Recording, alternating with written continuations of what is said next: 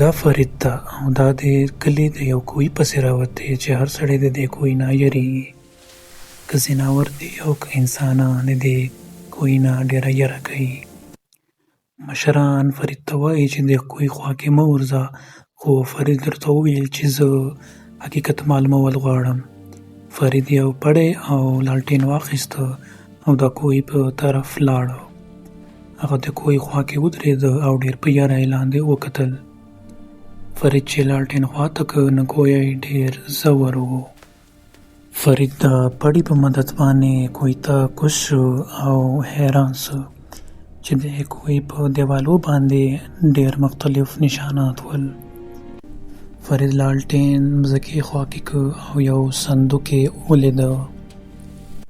فرید د دې کوهي صندوق تاله راواخیستله او کوشش یې وکړ چې کولاوې کړي، خو د فرید ته مخ ته عجیبه او غریبه سایې راغلې. فرید ویرېده ځکه چې بره نه خاورې راتویدل شروع شول. فرید باندې لاړ او وکتل چې تیزه هوا ده او یو څو کسان د طرف را روان دي.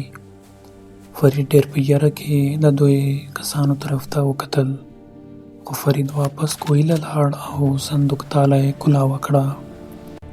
فرید حیران شو چې په صندوق کې یو زوړ کتاب پروت دی او ټوله کهاني په لیکل شوې چې دا خزانه د یو تاجر ده چې کوم د کلیوالو قتل کړی دی.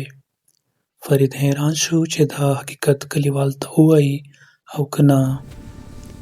فرید همت وکړ او د کوهي نه بار راووتو. فرید چې بار راغی نو یو ځل بیا یو توره رڼا د مخ ته راغله، خو فرید اخر کلیوال ته راغی او ټوله کیسه یې ورته وکړله.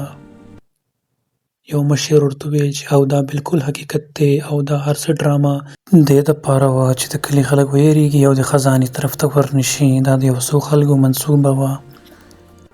فرید ډېر په یاره یو ځل بیا د کوهي ته وکتل او د کلي خلکو نه نفرت شو.